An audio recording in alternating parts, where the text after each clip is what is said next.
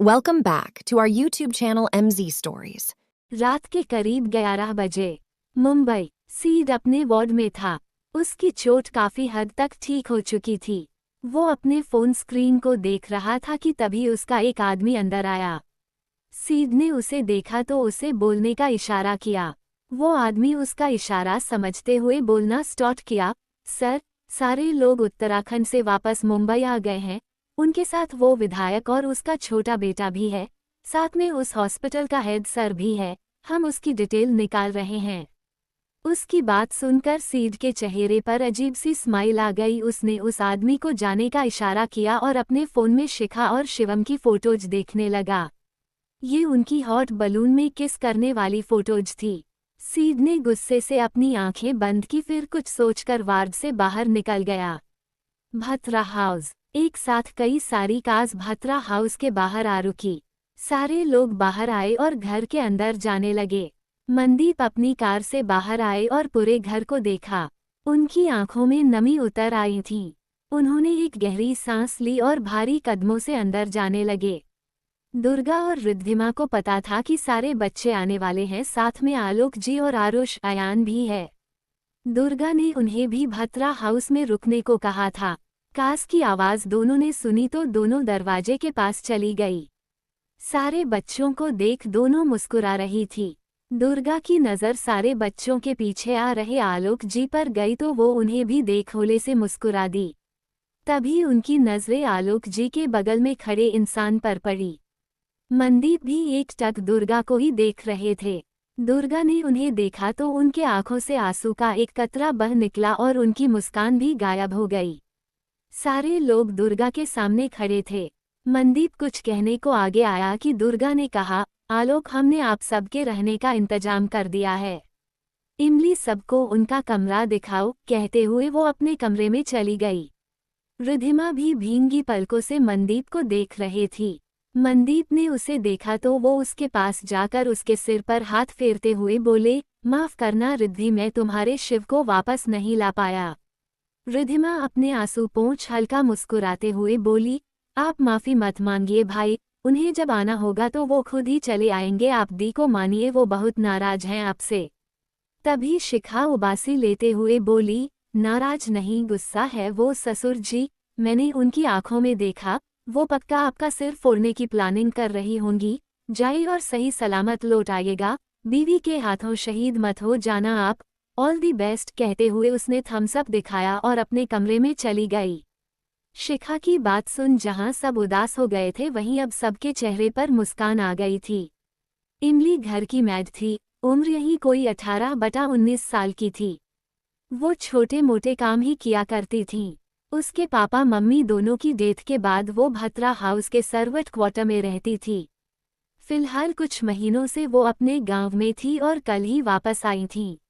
रिद्धिमा ने इमली को सबको ले जाने को कहा तो वो अयान और आलोक जी को उनका कमरा दिखाने ले गई। अयान को अपना कमरा पता था, इसलिए वो भी अपने रूम में चला गया। बाकी सब भी एक एक कर चले गए। अब वहां सिर्फ शिवम और रिद्धिमा थी। रिद्धिमा ने सबके जाने के बाद पलटकर शिवम को देखा जो उसे ही देख रहा था। दोनों की आंखें 15 साल बाद आज मिल रही थी, वरना इन 15 सालों में शिवम ने हमेशा उन्हें इग्नोर ही किया था। शिवम को देखते ही रिद्धिमा के आंखों में फिर से आंसू आने लगे थे, पर उसने खुद पर कंट्रोल किया और किचन में चली गई। शिवम ने उनके जाने के बाद एक गहरी सांस ली और अपने आंसू पोंछते हुए अपने रूम में चला गया। शिव, राजेश और मोहिनी ऊपर से सबको देख रहे थी। राजेश ने कहा, जल्द ही सब ठीक होने के आसार नजर आ रहे हैं बॉस। तभी मोहिनी कुछ याद करते हुए बोली, हमने कल रात जो देखा, अगर वो हमारी आंखों का धोखा न होकर सच हुआ तो तुम्हारी बहू क्या करेगी शिव। शिव रिद्धिमा को देख रहा था जो पानी का जग लिए अपने कमरे में जा रही थी। वो उन्हें देखते हुए बोले, शिखा कमजोर नहीं है, अगर वो सब सच हुआ तो मैं अपने हाथों से मारूंगा उसे जिसने हमारे पूरे परिवार को तोड़कर रख दिया है। राजेश ने कहा, बॉस सब कुछ एस ग्रुप में ही है। बहू रानी अयान के साथ कल वहां जाने वाली है, हमें उन्हें रोकना चाहिए वरना। शिव ने कहा, तुम अभी शिखा को अच्छे से जानते नहीं हो राजेश, वो यूएस एस ग्रुप नहीं जाएगी, कल उसे बाकी सारी बातें भी पता चल जाएगी, और हमने जो देखा वो सच हुआ तो शिखा क्या कर जाएगी ये कोई सोच भी नहीं सकता। आखिर उसके अंदर सूर्या का खून है, वो हारने वालों में से नहीं है, जीत उसके खून में है। शिव की बात सुन राजेश और मोहिनी भी मुस्कुरा दिए। अब तीनों को कल के दिन का इंतजार था। कल का दिन शिखा के लिए खासकर बहुत बड़ा होने वाला था। कुछ सच जो उसकी सोच से भी परे थी, कल उसका सामना शिखा से होना था। शिवम अपने कमरे में आया तो शिखा को सोते देखा। उसने भी अपने कपड़े बदले और शिखा को अपनी बाहों में लेकर सो गया। नाइट क्लब सीड क्लब में बैठा शॉट पर शॉट पिए जा रहा था। वो नशे में पूरी तरह धुत हो चुका था। उसने एक बोतल उठाए और क्लब से बाहर जाने को उठा कि एक लड़की से टकरा गया। रोमांस। दुर्गा का कमरा। दुर्गा मनदीप की तरफ पीठ किए सोई हुई थी। वहीं मनदीप उनके बगल में सिर के नीचे दोनों हाथों को रखे सीलिंग को घूर रहे थे। अब तक उन्होंने दुर्गा को मनाने की बहुत कोशिश कर ली थी, पर दुर्गा उनकी बातों को सुनने को ही तैयार नहीं थी। दोनों के आंखों में नींद का नामो निशान नहीं था। मनदीप ने सिर घुमाकर दुर्गा को देखा, फिर एक आखिरी कोशिश करते हुए बोले, नाराज हो। इस बार दुर्गा के सब्र का बांध भी टूट गया और वो मनदीप के तरफ पलटे हुए बोली, क्या नहीं होना चाहिए मुझे नाराज? हमारी शादी को 30 साल होने को है, मन पर आपको अब तक अपनी बीवी को मनाने नहीं आया। मनदीप ने उसकी बात सुनी, फिर मन ही मन मुस्कुरा दिए। वो जानते थे दुर्गा उनसे ज्यादा देर तक नाराज नहीं रह सकती थी। दुर्गा वापस पलटने को हुई कि मनदीप ने उसका हाथ पकड़ लिया और उसे अपने करीब लाते हुए कहा, तो तुम चाहती हो कि मैं तुम्हें मनाऊं? मेरे मनाने पर तुम मान जाओगी? तब से मना ही तो रहा हूं, पर तुम हो कि कुछ सुन ही नहीं रही हो। मनदीप के हाथ दुर्गा के चेहरे से होते हुए उसके गले कंधे पर चलने लगे थे। उनकी छुअन दुर्गा को मदहोश कर रही थी। दुर्गा ने मनदीप का हाथ पकड़ते हुए कहा, ये क्या कर रहे हो? मन अपने हाथ को काबू में रखो। मन उसके गालों को चूमते हुए बोले, मत रोको न मुझे, 15 साल से तड़प रहा हूँ तुम्हारे लिए मेरी दुर्गा। दुर्गा अपना चेहरा दूसरी तरफ करते हुए बोली, तो आए क्यों नहीं वापस आप? मनदीप ने उसका चेहरा अपनी तरफ घुमाया और उसकी आंखों में देखते हुए कहा, आना चाहता था पर शिव के बगैर नहीं। दुर्गा ने उनकी आंखों में देखते हुए कहा, शिव को जब आना होगा तब वो आ ही जाएंगे। मन, आपको नहीं पता आपके जाने के बाद तीनों बच्चों को संभलना कितना मुश्किल हो गया था। बच्चों ने आपसे बात की? दुर्गा ने पूछा। मन ने कहा, मीरा ने माफ कर दिया है, बाकी तुम्हारे दोनों लाडले अब भी नाराज हैं। दुर्गा उनकी बात पर मुस्कुराते हुए बोली, गलती की है तो नाराजगी भी झेलनी पड़ेगी। मनदीप भी उसकी बात पर होले से मुस्कुराए, फिर कुछ पल रुक कर बोले, तुम नाराज नहीं हो? नफरत नहीं होती तुम्हें? जिंदगी भर का वादा करके बीच में छोड़कर चला गया था मैं। दुर्गा उसकी आंखों में देखते हुए बोली, आपने पहले ही कह दिया था कि आपके लिए सबसे पहले शिव थे, शिव है और शिव ही रहेंगे। आपने कभी कोई झूठ या कोई झूठी उम्मीद नहीं दे रखी थी मुझे, इसलिए मैं थोड़ी नाराज थी, पर अब नहीं हूँ। मनदीप ने उसकी बात सुन उसके सिर से अपने सिर को जोड़ दिया। दोनों की तेज सांसें उस शांत कमरे में शोर मचाने लगी थी। मनदीप ने आंखें बंद किए हुए ही अपने होठों से दुर्गा के पूरे चेहरे को छू लिया। दुर्गा आंखें बंद किए लेटी थी। एक बार फिर से वो मनदीप की होना चाहती थीं। मनदीप ने उसके गले पर किस करते हुए उसके ऊपर छाने लगे थे। दुर्गा भी उनका पूरा साथ दे रही थी। एक दूसरे का साथ पाकर दोनों एक दूसरे को प्यार करने में डूब गए थे। भले उम्र इनकी जो भी हो, पर प्यार में उम्र की क्या सीमा होती है। जब तक दिल में प्यार रहता है, हम बस प्यार करते रहना चाहते हैं। नाइट क्लब सीड की जिससे टक्कर हुई थी वो टीना थी। शिवम की न सुनने के बाद उसने अपने घर वालों को मनाने की बहुत कोशिश की थी, पर टीना की मां ने शिखा को उसकी मुंह दिखाई के दिन देखा था। वो समझ चुकी थी कि शिखा कोई सीधी साधी लड़की नहीं है, अगर उसे गुस्सा आया तो वो कुछ भी कर सकती है। और अब तो दुर्गा ने भी शिखा को बहू के तौर पर एक्सेप्ट कर लिया है, इसलिए टीना के लिए शिवम की पत्नी बनना नामुमकिन है। टीना के बहुत मनाने पर भी जब उसकी मम्मी और घर वाले नहीं माने तो वो आज खुद को रिलैक्स करने क्लब आ गई थी। टीना ने ब्लैक हॉट शॉर्ट ड्रेस पहन रखा था। उसने भी बहुत ड्रिंक कर ली थी जिस वजह से वो भी नशे में पूरी धुत थी। सीड ने उसे देखा तो वो उसका चेहरा थपथपाते हुए बोला, हे टीना, क्या हुआ तुम्हें? टीना ने अपनी अंधुनली आंखों से उसे देखने की कोशिश की। दोनों लंदन के एक ही कॉलेज में थे, इसलिए दोनों एक दूसरे को जानते थे। टीना ने गौर से उसे देखा, फिर याद करते हुए बोली, सीड, तुम यहाँ क्या कर रहे हो? सीड ने उसे संभाला और कहा, पहले ये बताओ, तुम नशे की हालत में इधर कहाँ जा रही थी? चलो मैं तुम्हें तुम्हारे घर छोड़ देता हूँ। टीना उसके कंधे पर सिर रखते हुए बोली, नहीं, मैं घर नहीं जाना चाहती, मैंने रूम बुक किया है, वहीं जा रही हूँ। सीड ने उसके हाथ में पकड़ी चाबी देखी, फिर उसमें रूम नंबर देखकर वो टीना को संभालते हुए बोला, चलो मैं ले चलूं, कहते वो उसे उसके रूम में ले गया। Room number 201। सीड टीना को उसके रूम में ले आया था। उसने टीना को बेड पर लेटाया और जाने को पलटा कि उसका पैर कारपेट में फंस गए और वो अनबैलेंस होकर टीना के ऊपर जा गिरा। सीड के गिरने के वजह से दोनों की बॉडी एक दूसरे से टच हो रही थी। दोनों कभी किसी और के इतना करीब नहीं गए थे। आज पहली बार किसी के इतने करीब आने से दोनों की बॉडी रिएक्ट करने लगी थी। सीड ने थोड़ा ऊपर उठकर टीना के चेहरे को देखा। टीना भी बहुत खूबसूरत और हॉट थी। उसके गुलाबी होंठ और नसीली आंखें सीड को अपनी तरफ खींच रहे थे। टीना ने भी उसे देखा। सीड का हॉट और हैंडसम चेहरा आज उसे और भी ज्यादा हॉट और हैंडसम लगने लगा था। दोनों एक दूसरे को नशे में होने के वजह से इंस्टेंट नजरों से देख रहे थे। टीना की ड्रेस से उसके क्रीवेस शो हो रहे थे। सीड की नजरें उस पर ही टिकी थी। कब उनके होठ एक दूसरे से जा मिले, दोनों को ही होश नहीं रहा। सीड के हाथ टीना को किस करते हुए उसके कमर को सहला रहा थे। सीड घिरे घिरे उसके कपड़ों को अलग करने लगा तो वहीं टीना ने भी उसका साथ देते हुए उसके शर्ट के बटन खोल उसके बॉडी से अलग कर दिए। दोनों के ऊपर शराब की ऐसी खुमारी छाई कि दोनों ने अपना सब कुछ एक दूसरे को सौंप दिया। कुछ ही देर में टिया की सिसकियां पूरे कमरे में हलचल मचाने लगी थी, जिसे सुन सीड एक्साइटेड होकर टीना के ऊपर छाया हुआ था। अगली सुबह शिवम का कमरा। शिखा फ्रेश होकर बालकनी में खड़ी थी। वो अपने फोन पर किसी का मैसेज पढ़ रही थी। मैसेज पढ़कर उसके चेहरे पर हल्की स्माइल आ गई। उसने फोन अपने पॉकेट में डाला और कॉफी का सिप लेते हुए खुद से बोली, दारू का नशा और जिस्म की गर्मी कुछ भी करवा देता है।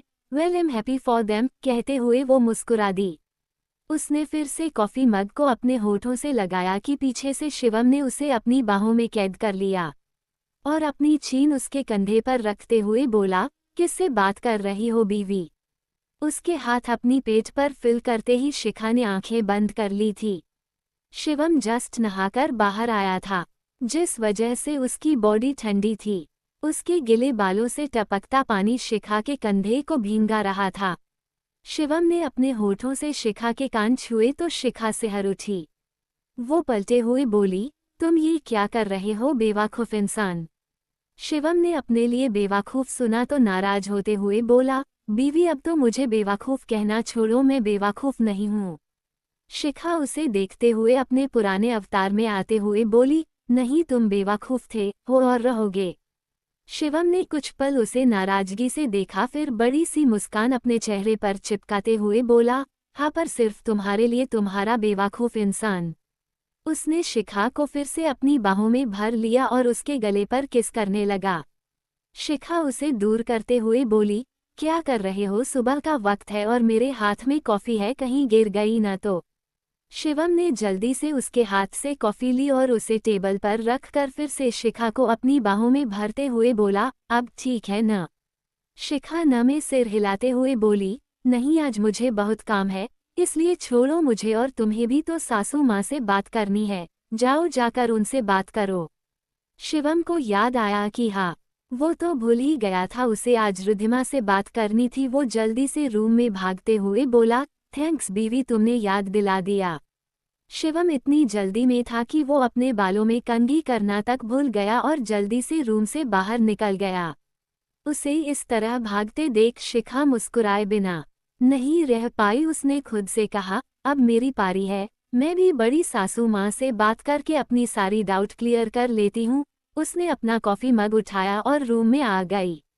किचन में शिवम रिद्धिमा को ढूंढते हुए किचन में आया कि उसके कदम दरवाजे पर ही रुक गए। उसने गुस्से से अपनी मुट्ठी कस ली और उसकी आंखों में खून उतर आया। शिवम गुस्से से किचन में देख रहा था। किचन में प्रकाश खड़ा था, वो रिद्धिमा से कुछ कह रहा था और रिद्धिमा सिर झुकाए उससे थोड़ी दूरी पर खड़ी उसे सुन रही थी।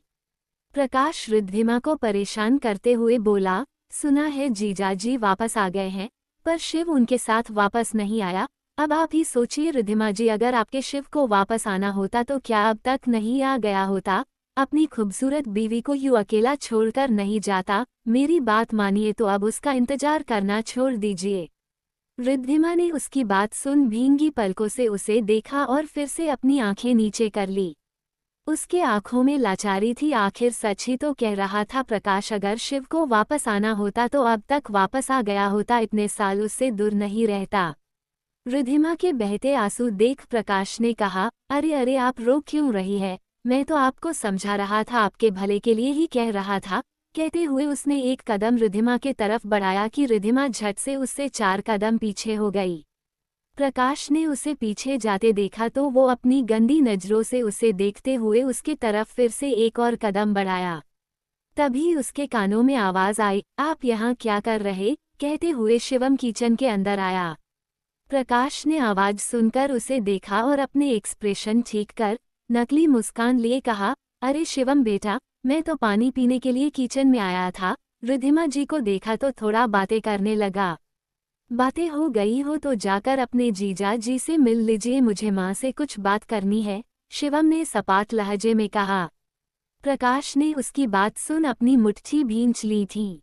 शिवम कभी उससे कुछ कहा नहीं करता था और कहता भी था तो इसी तरह डिसरिस्पेक्ट से कहा करता था, जो प्रकाश को गुस्सा दिलाने का काम करती थी।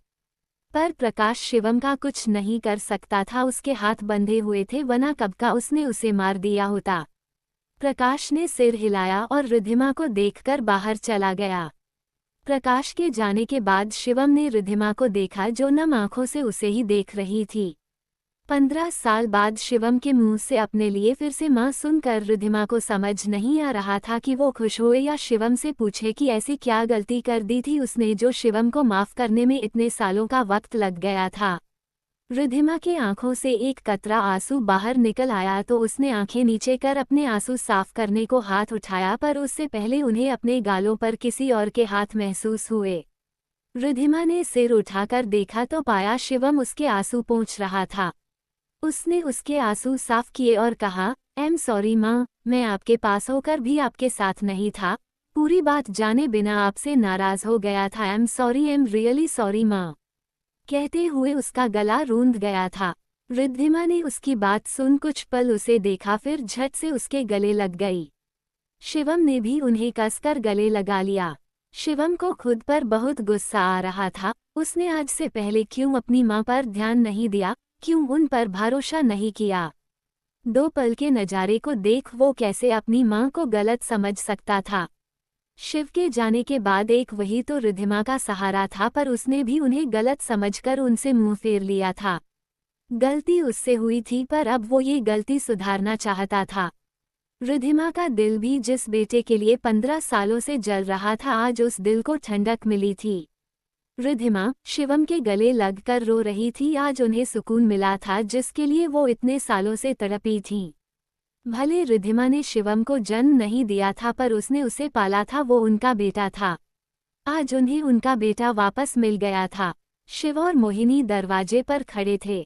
शिव के चेहरे पर मुस्कान थी और मोहिनी के चेहरे पर मुस्कान के साथ आंखों में आंसू भी थे। वो भी एक माँ थी, वो भी शिवम को अपने सीने से लगाकर उसे अपना प्यार देना चाहती थी, पर शायद ऊपर वाले को मंजूर नहीं था।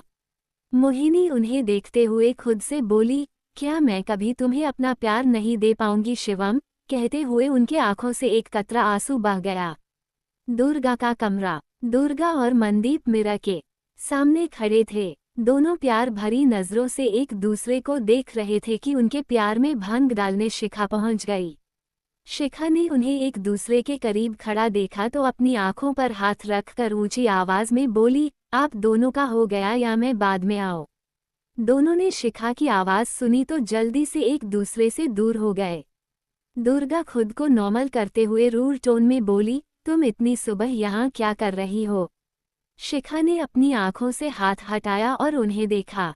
मनदीप शिखा को देख समझ गए कि वो फिर कुछ उठापटांग बात बोलने वाली है। उन्होंने कहा, मैं हॉल में जा रहा हूँ। कहते हुए वो जल्दी से वहां से निकल लिए। वरना शिखा कैसी थी और कैसी कैसी बातें किया करती थी वो अच्छे से जानते थे। उनके जाने के बाद शिखा अंदर आई। वो कुछ बोलने को हुई कि दुर्गा ने कहा, बैठो मैं सब बताती हूँ। शिखा को उनकी बात सुन कोई हैरानी नहीं हुई। दुर्गा भी बहुत समझदार थी और एक बड़े बिजनेस घराने से थी। इंसानों का हाव भाव पढ़ना उन्हें भी आता था। उसने पहले ही शिखा के बारे में सब कुछ पता लगा लिया था। शिखा ने कहा, आपको कैसे पता कि मैं क्या पूछने आई हूँ? दुर्गा उसकी बात पर होले से मुस्कुराए और कहा, मुझे पता था आज नहीं तो कल शिवानी की बेटी मेरे पास जरूर आएगी। सारी बातें एक दूसरे से जुड़ी हुई हैं शिखा। तुम जब से घर आई हो तब से ही मैं तुम्हारा इंतजार कर रही हूँ कि तुम आओगी और मुझसे पूछोगी। शिखा ने सिर हिलाया और सोफे पर बैठकर बोली, मुझे बड़े ससुर जी ने बताया कि वो और ससुर जी अनाथ आश्रम में मिले थे। फिर आपके भाई प्रदीप उन्हें वहां मिले थे। दुर्गा शिखा के मुंह से ससुर जी सुनकर कुछ पल उसे देखती रह गई। फिर अपने सेंस में आकर बोली, हाँ दोनों सगे भाई नहीं है पर दोनों में सगे भाइयों से बढ़कर प्यार है। मन ने बताया ही होगा, शिव को पैसों और लड़कियों का नशा था। शिखा ने हमें सिर हिलाया तो दुर्गा उन दिनों को याद करते हुए बोली। फ्लैशबैक 31 साल पहले शिव मोहिनी के साथ उसके कमरे में था। हर रात की तरह वो आज भी इस गली में आया था। आज उसे कोई और लड़की नहीं मिली थी और मोहिनी के अलावा बहुत कम लड़कियां ही उसे सेटिफाई कर पाती थी। आज वो सारी लड़कियां किसी और के साथ थी, इसलिए वो फिर से मोहिनी के कमरे में चला गया था। दोनों एक चादर में लिपटे हुए थे और एक दूसरे को प्यार कर रहे थे। करीब 1 घंटे बाद शिव का फोन रिंग हुआ। उसने आवाज सुनी तो टाइम देखा, रात के 12 बजने को थे। शिव मोहिनी के ऊपर से हटा और कॉल रिसीव की। बात करने के बाद वो बेड से उठ गया। मोहिनी ने उसे देखा तो वो भी उठ कर बैठ गई। उसने खुद को चादर से कवर करते हुए कहा, क्या हुआ शिव, आज इतनी जल्दी जा रहे हो? शिव अपने कपड़े पहनते हुए बोला, शिप आ गया है, मुझे माल रिसीव करने जाना है, कल मिलता हूँ तुमसे। इतना कहकर उसने अपने पॉकेट से पैसों की एक गट्टी निकाली और बेड पर रख दिया। मोहिनी ने उसे देखा, फिर पैसों की गट्टी को। वो पैसे लेना नहीं चाहती थी, वो तो सब कुछ शिव के प्यार में करती थी। जब से उसे शिव से प्यार हुआ था वो किसी और मर्द के पास नहीं जाया करती थी। पर पैसे उसकी जरूरत थी, इसलिए उसने पैसों की गट्टी उठाई और कहा, कल मिलते हैं शिव। शिव ने सिर हिलाया और बाहर निकल गया। उसने कार स्टार्ट की और अपने अड्डे के तरफ कार घुमा दी। मुंबई की बिन मौसम बरसात आज भी हो रही थी। हल्की हल्की बिजली चमक रही थी और मध्यम पानी की बूंदें गिर रही थी। शिव कार ड्राइव कर रहा था कि उसे एक बस स्टॉप के पास कोई लड़की दिखी। उस लड़की ने वाइट कलर का लॉन्ग फ्रॉक सूट पहन रखा था। उसकी पीठ शिव की तरफ थी। वो लड़की बीच रास्ते पर बैठी एक छोटे से कुत्ते के बच्चे को देख रही थी।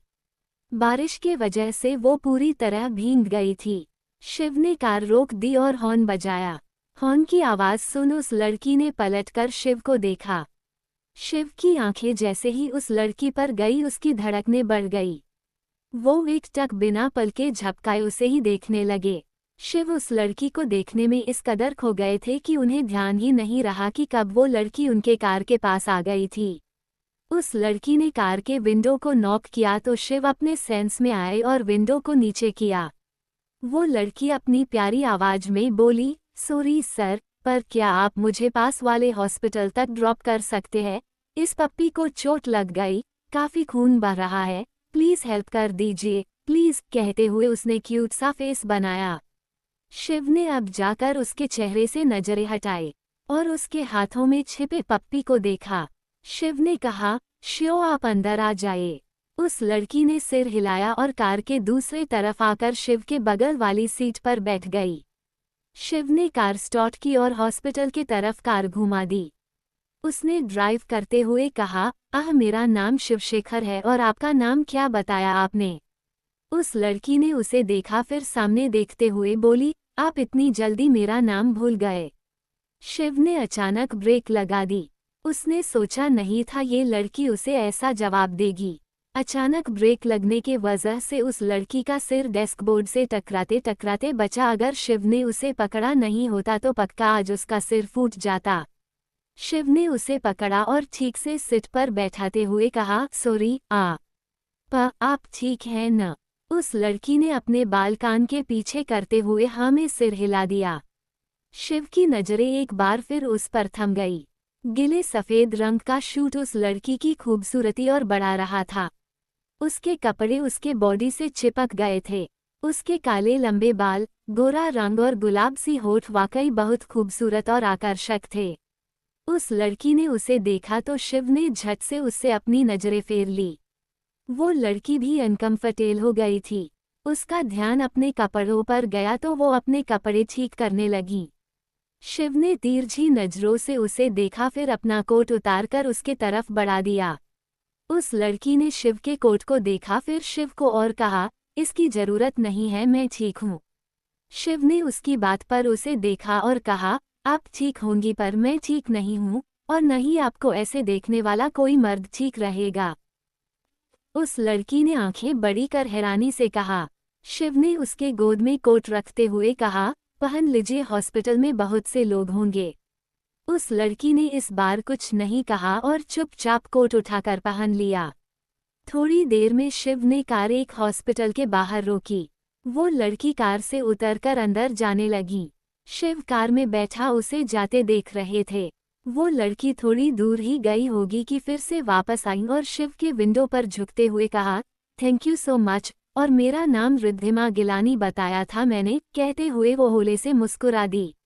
शिव भी उसकी बात पर मुस्कुरा दिया। तभी उसने देखा कि रिद्धिमा उसके चेहरे को न देख उसके गले के नीचे देख रही है। शिव ने सिर नीचे करके देखा, फिर रिद्धिमा को देखा जो अब अजीब नजरों से उसे देखने लगी थी। शिव के शर्ट के 3 बटन खुले थे, जिससे उसका सीना और सीने पर दिए मोहिनी के लिपस्टिक और नाखून के निशान दिख रहे थे। शिव ने देखा तो वो सकपका गए। वो अपनी शर्ट ठीक करते हुए बोले, अच्छा मैं चलता हूँ, फिर मिलते हैं। रिद्धिमा ने कुछ नहीं कहा। वो सीधी खड़ी हो गई तो शिव ने कार फिर से स्टार्ट की और वहां से निकल गया। रिद्धिमा बस उसे जाते देखती रही। अगली सुबह शिव मनदीप के कमरे में उसके बेड पर लेटा हुआ था। मनदीप रेडी हो रहे थे और शिव कल के ही कपड़ों में था। वो रिद्धिमा को याद करते हुए उसके बारे में ही मनदीप को बताए जा रहा था। शिव ने कहा, भाई भाई भाई, वो सच में बहुत खूबसूरत थी, मैंने पूरी जिंदगी में इतनी खूबसूरत लड़की नहीं देखी थी। मनदीप मुस्कुराते हुए अपने बालों में कंघी करते हुए बोले, अच्छा ठीक है, अब उसकी तारीफ करना हो गया हो तो चले, माँ हमारा वेट कर रही होगी। मनदीप की बात सुन जैसे शिव को कुछ याद आया, वो जल्दी से वॉशरूम भागते हुए बोला, सही कहा भाई, लेट हुआ ना तो माँ बहुत डांटेगी, मैं उन्हें भी रिद्धिमा के बारे में बताऊंगा कि उन्हें उनकी छोटी बहू मिल गई। मनदीप ने शिव की आखिरी लाइन सुनी तो उनके हाथ रुक गए। उन्होंने वॉशरूम के डोर को देखा। आज से पहले शिव ने कुछ लड़कियों की तारीफ की थी पर कभी इतनी ज्यादा तारीफ नहीं की थी, और आज तक शिव ने कभी किसी लड़की को माँ की बहू बनाने की बात कही ही नहीं थी। मनदीप ने खुद से कहा, रिद्धिमा मिलना पड़ेगा अब तुमसे, शायद तुम मेरे भाई को सही रास्ते पर ले आओ। कहते हुए उन्होंने सिर हिलाया और किचन में चले गए। 1 घंटे बाद दोनों भाई उसी अनाथ आश्रम के बाहर खड़े थे जहां दोनों बड़े हुए थे। दोनों अंदर जाने लगे कि मनदीप के पास किसी का कॉल आया। उसने शिव को अंदर जाने को कहा और कॉल रिसीव करते हुए दूसरी तरफ चले गए। कुछ बातें करने के बाद उन्होंने कॉल कट किया और अंदर जाने को हुए कि कार की आवाज सुन उन्होंने आंखें बंद कर ली। उनका दिल धक धक करने लगा था। वो जानते थे इस कार से कौन आया होगा। वो घेरे से पलटे और सामने देखते हुए अपने दिल वाली जगह पर हाथ रखकर बोले, मेरी दुर्गा। मनदीप अपने दिल वाली जगह पर हाथ रखे एकटक दुर्गा को देख रहे थे। दुर्गा अपने पापा के साथ आई थी। आज के दिन इस अनाथ आश्रम के सारे बच्चों का बर्थडे सेलिब्रेट किया जाता था, इसलिए दुर्गा भी अपने पापा के साथ आया करती थी। दुर्गा ने नीले रंग की अनारकली सूट पहन रखा था। उसके लब में बाल खुले थे। वो भी बहुत खूबसूरत थी। मनदीप उसे देखने में खोए हुए थे कि शिव ने उनके कंधे पर हाथ रखा और दुर्गा को देखते हुए बोला, भाई आप कब तक भाभी को यूं ही दूर से देखा करोगे। तभी उनके दूसरे कंधे पर आलोक ने हाथ रखा। आलोक मुंबई में पढ़ने के लिए आया था और वो मनदीप का बेस्ट फ्रेंड था, इसलिए वो भी इनके साथ आश्रम आया करता था। आलोक भी दुर्गा को देखते हुए बोला, और नहीं तो क्या, कॉलेज के दिनों से प्यार करते आ रहे हो, हमेशा इसे घूरते रहते हो। अगर इसे गलतफहमी हो गई तो इसके पापा तुझे कहीं का नहीं रहने देंगे, टांगे तोड़कर आंखें निकालकर व्हीलचेयर पर बैठा देंगे। मनदीप दुर्गा को देखते हुए खोया सा बोला, दुर्गा के लिए तो मैं अपाहिज भी हो जाऊं। उसकी ऐसी बात सुन शिव और आलोक ने उसे अजीब नजरों से देखा, फिर नमे सिर हिला दिया, क्योंकि अब तक दोनों समझ चुके थे कि मनदीप दुर्गा के प्यार में बावला हो गया है। उसे कुछ भी कह लो कोई असर नहीं होगा उस पर। तभी उनके पास दुर्गा आ गई।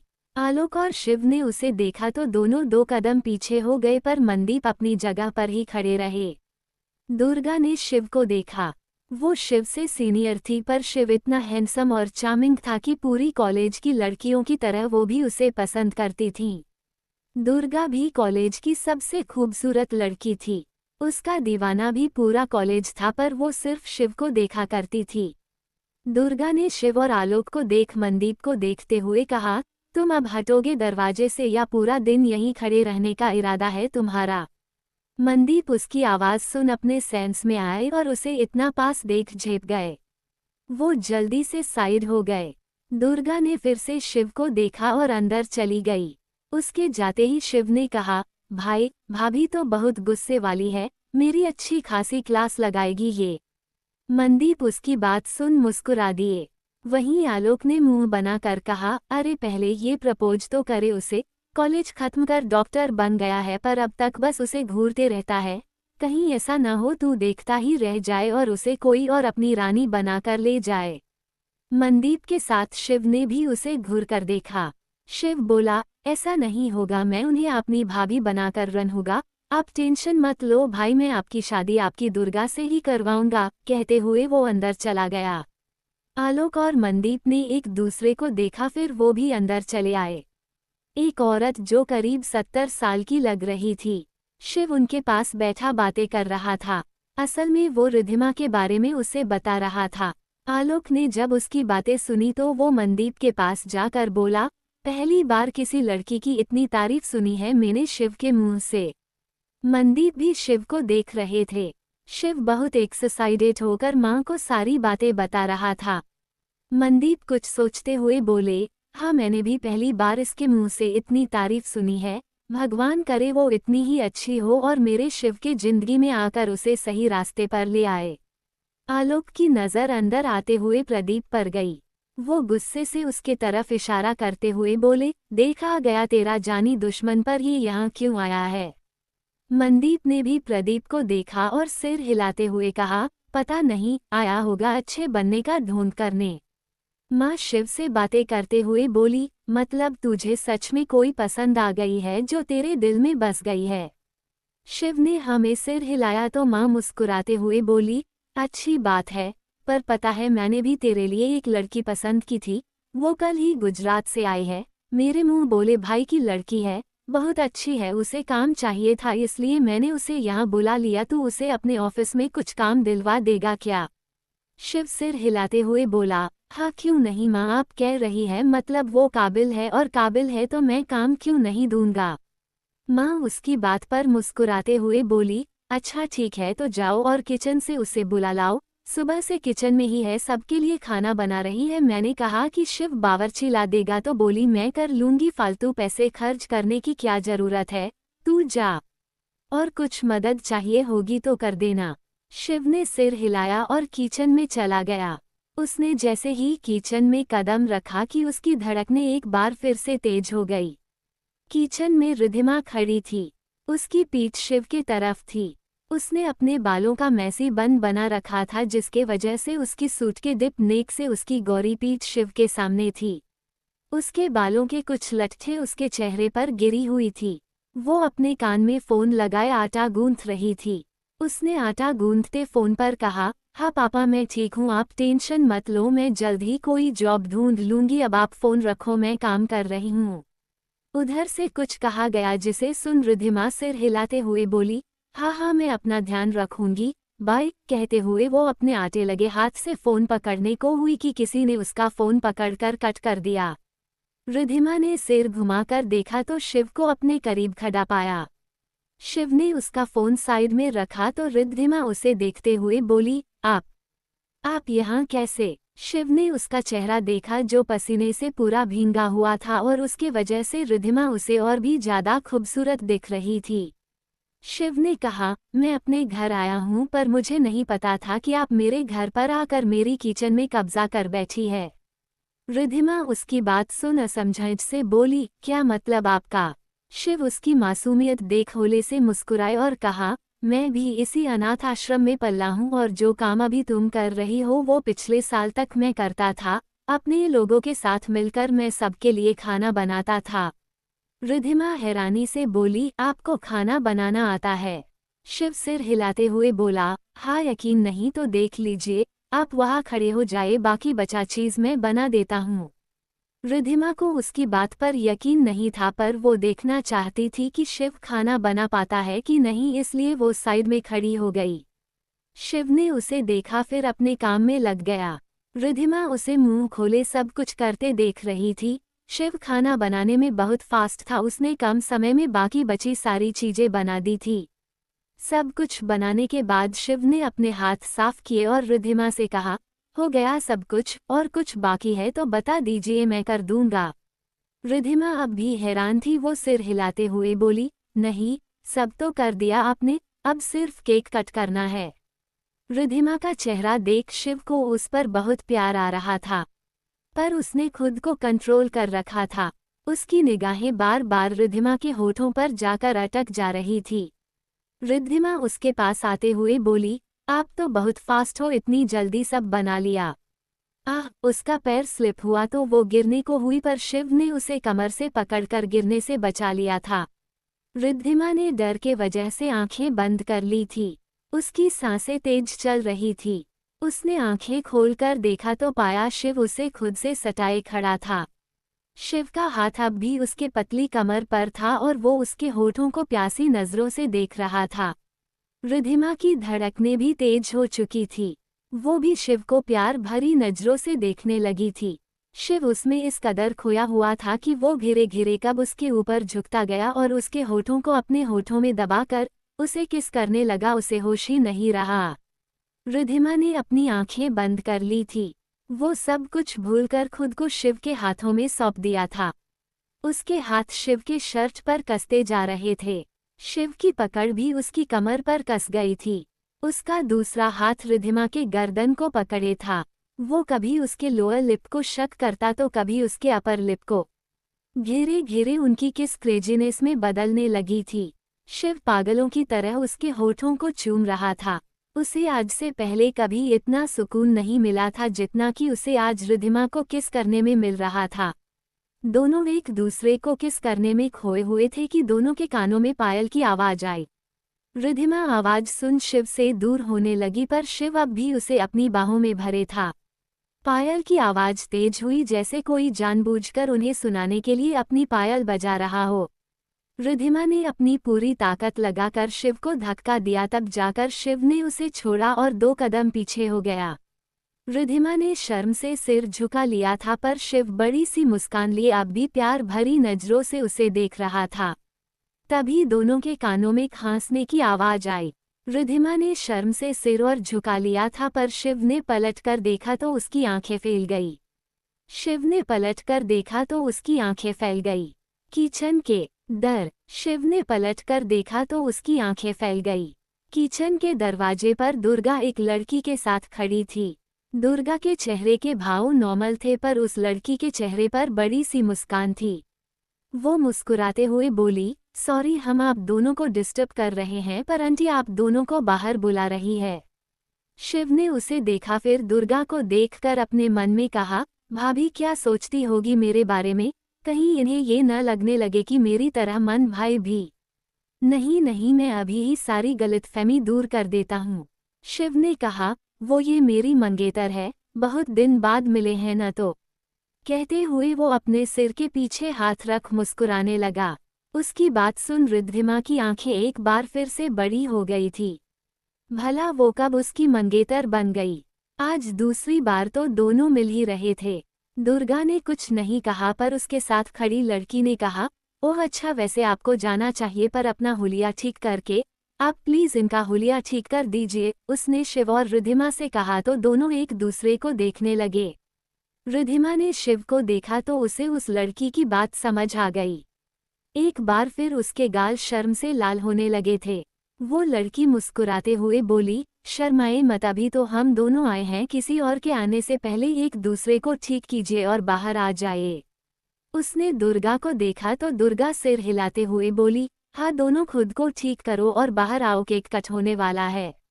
वो लड़की और दुर्गा चली गई। उनके जाते ही रिद्धिमा भी जाने को हुई कि शिव ने उसका हाथ पकड़कर उसे रोक लिया और कहा, रुको, ऐसे मत जाओ।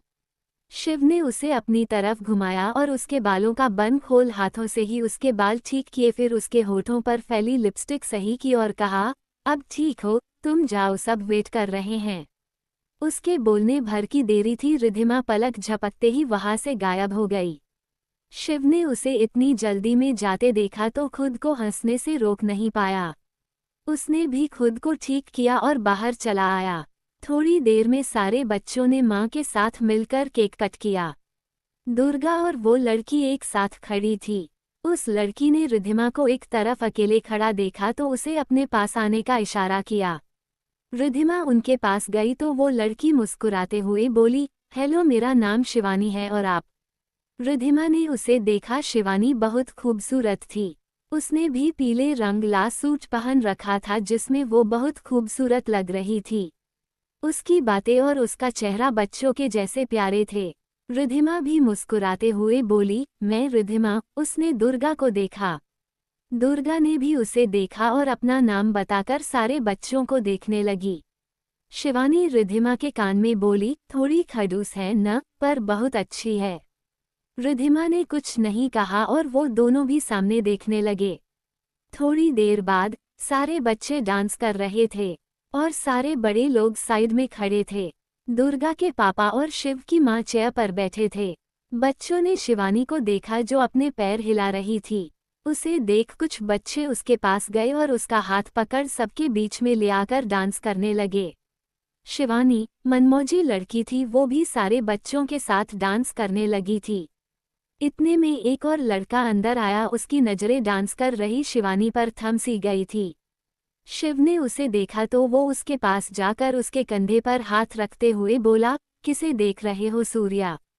सूर्या माफिया किंग था और शिव से जूनियर था, पर दोनों में अच्छी दोस्ती थी जिस वजह से सूर्या भी उनकी खुशी में शामिल होता था।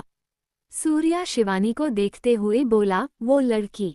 शिव ने उसकी नज़रों का पीछा किया और शिवानी को देखकर बोला, तुम्हें पहली बार कोई पसंद भी आई तो बच्ची, वो 17/18 साल से ज्यादा की नहीं होगी। सूर्या ने शिव को देखा और अपनी तरफ इशारा करते हुए बोला, क्या मतलब है आपका? मैं क्या 50 साल का दिख रहा हूँ? मैं भी तो सिर्फ 23 का हूँ। शिव सिर हिलाते हुए बोला, हाँ ठीक है, समझ गया मैं, पर मुझे वो बच्ची कुछ अलग लग रही है। सूर्या मुस्कुराते हुए बोला, अलग तो होना ही है उसे, फ्यूचर की माफिया क्वीन जो है। शिव उसकी बात पर मुस्कुरा दिया। थोड़ी देर में ही पार्टी खत्म हुई तो सारे बड़े लोग बच्चों को खाना खिलाने लगे, पर सूर्या की नजरें तो शिवानी पर टिकी थी। वो प्यार से उसे निहार रहा था। शिवानी को जब फील हुआ कि कोई उसे ही घूरे जा रहा है तो उसने सिर घुमाकर चारों तरफ देखा।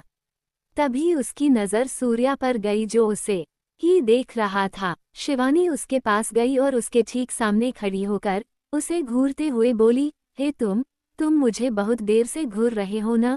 क्यों घूर रहे हो मुझे? सूर्या ने उसे मुस्कुराते हुए देखा और कहा, मैं घूर नहीं रहा था, मैं तो बस देख रहा था। वैसे तुम्हें कैसे पता चला कि मैं तुम्हें देख रहा हूँ? इसका मतलब तुम भी मुझे देख ही रही थी, उसने उसे छेड़ते हुए कहा। शिवानी अपनी कमर पर एक हाथ रखकर एटीट्यूड से बोली, तुम स्कूल नहीं गए हो क्या? तुम्हें नहीं पता हम लड़कियों का सिक्स सेंस हमें बता देता है कि कौन हमें किस नज़र से देख रहा है। सूर्या उसकी बात सुन मन में बोला, हम डेयरिंग हो और स्मार्ट भी, पर उससे ज्यादा क्यूट हो। कहते हुए वो मन ही मन मुस्कुराया। उसने कहा, ओके, मैं मानता हूँ कि मैं तुम्हें देख रहा था। असल में मैं ये सोच रहा था कि उन बड़ों के बीच में एक खूबसूरत बच्ची क्या कर रही है। शिवानी ने फटाक से कहा, बच्ची? तुमने बच्ची किसे कहा? मैं पूरी 18 साल की हूँ।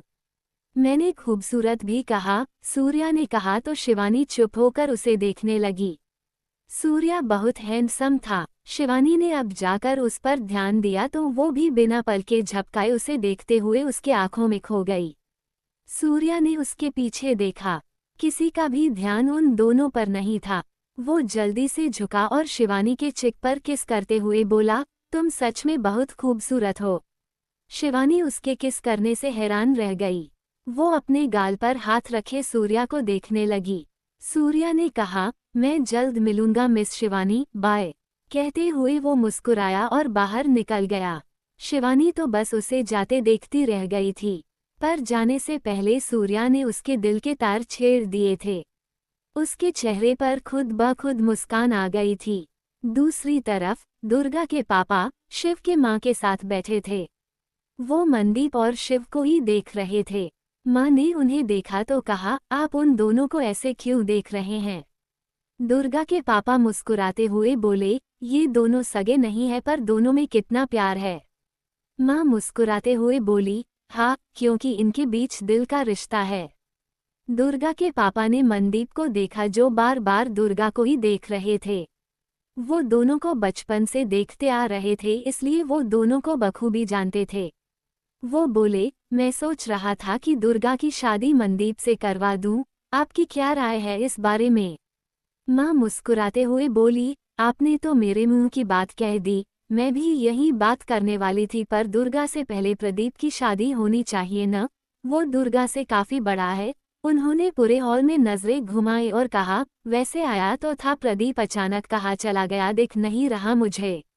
प्रदीप का नाम सुन दुर्गा के पापा के भाव बदल गए थे। वो बात बदलते हुए बोले, हाँ, मैंने उसे कुछ काम से भेजा है और मैं उसे कहता हूँ शादी के लिए तो वो कहता है पहले दुर्गा की शादी होगी तभी वो शादी करेगा। माँ ने कहा, ठीक है, तो आप दुर्गा से बात कीजिए, मैं मन से बात करती हूँ। अगर दोनों बच्चों की हाँ हुई तो मैं शिव की शादी भी साथ में ही करवा दूंगी। दुर्गा के पापा ने हमें सिर हिलाया, फिर दोनों बातें करने लगे। पार्टी खत्म हुई तब तक रात हो गई थी।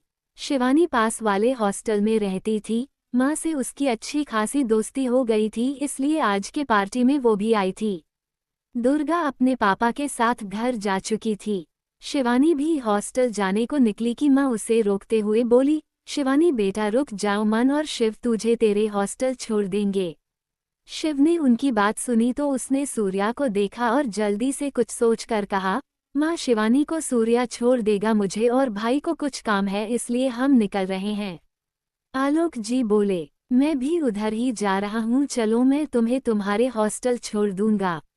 सूर्या, जिसके चेहरे पर अभे अभे 1000 वोल्ट की स्माइल आई थी, वो उसकी बात सुन छूमंतर हो गई। वो आलोक जी को खा जाने वाली नजरों से घूरने लगा। आलोक ने उसे देखा तो उसे समझ नहीं आया कि सूर्या उसे इस तरह क्यों घूर रहा है। तभी शिव उसके कंधे पर हाथ रखते हुए बोले, चलो आलोक भाई, आप भी हमारे साथ जा रहे हो, चलो चलो। कहते हुए उसने जबरदस्ती आलोक को अपनी कार में बैठाया और रिद्धिमा को एक नज़र प्यार से देखकर वहां से निकल गया।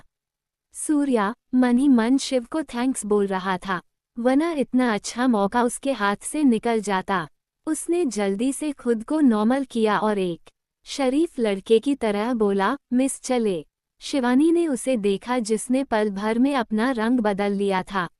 अभी कुछ पल पहले ही उसके एक्सप्रेशन कुछ और थे और अभी कुछ और हो गए थे। शिवानी ने सिर हिलाया और मां को भी बोल सूर्या की कार में बैठ गई और उसके साथ वहां से निकल गई। सूर्या कार ड्राइव कर रहा था और शिवानी उसके बगल में बैठी विंडो से बाहर देख रही थी। सूर्या उसे बार बार आंखों के कोनों से देख रहा था। शिवानी बाहर देखते हुए बोली, देखना है तो अच्छे से देख लो ना, कार साइड में रोको और अच्छे से देख लो मुझे, उसके बाद ड्राइव करना। सूर्या उसकी बात सुन सामने देखते हुए बोला, देख लेता पर फिलहाल टाइम नहीं है मेरे पास, पर अगर तुम चाहो तो कल मुझसे मिल सकती हो। शिवानी ने घूरकर उसे देखा और कहा, मैं क्यों मिलूं तुमसे, मुझे नहीं मिलना। कहते हुए उसने पीछे पलटकर बैक सीट को देखा। सूर्या उसे पीछे देखता देखकर बोला, पीछे क्यों देख रही हो तुम, वहां कोई नहीं है। शिवानी बोली, आगे कुछ लोग तुम्हें मारने के लिए आए हैं। सूर्या उसकी बात पर हंसते हुए बोला, अच्छा और तुम? शिवानी बीच में बोली, तुम सूर्या हो ना, माफिया किंग, और यहाँ आने से पहले 2 लोगों को मार कर आए हो ना। सूर्या ने तुरंत ब्रेक लगाया और हैरानी से शिवानी को देखने लगा। माफिया होने की बात बता हो ये बड़ी बात नहीं थी, पर वो अभी 2 लोगों को मारकर आ रहा है, ये बात पता होना कोई छोटी बात नहीं थी। सूर्या ने कहा, तुम कौन हो और तुम्हें कैसे पता है कि मैं? शिवानी ने कहा, मैं शिवानी शर्मा हूँ और बाकी बातें बाद में, अभी चलो वरना यहीं रेस्ट इन पीस बन जाओगे। सूर्या ने उसे देखा, फिर कार स्टार्ट कर आगे बढ़ा दी।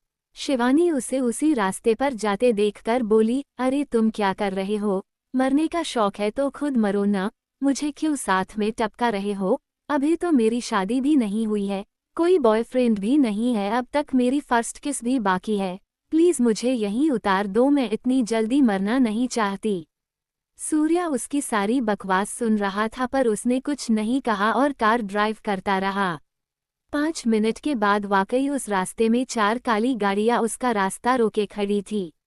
शिवानी उन गाड़ियों को देख अपना सिर पीटते हुए बोली, आज तो मैं गई पक्का, आज मैं मरने वाली हूँ। सूर्या कार के डैशबोर्ड से अपनी गन निकालते हुए बोला, कुछ नहीं होगा, मैं तुम्हें मरने नहीं दूंगा, मेरे आने तक कार में ही रहना। शिवानी जब तक कुछ बोल पाती सूर्या कार से बाहर निकल गया। वो उन लोगों के सामने खड़ा हो गया।